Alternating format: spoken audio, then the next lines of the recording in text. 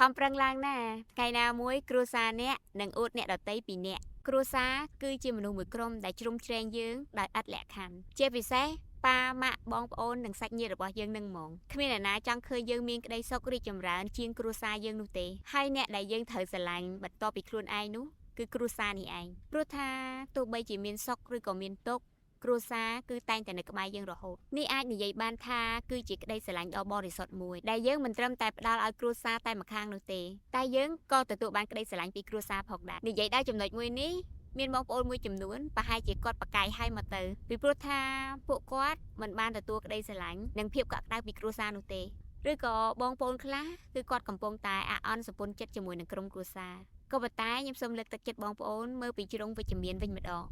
ពួកគាត់គ្រាន់តែចង់ឃើញយើងមានភាពឯករាជ្យនិងរឹងមាំក្នុងការសម្រេចចិត្តនិងបង្វឹកអ្នកដើម្បីឲ្យអ្នកចេះដឹកនាំនាវាជីវិតមួយនេះចាប់ពីពេលនេះតទៅ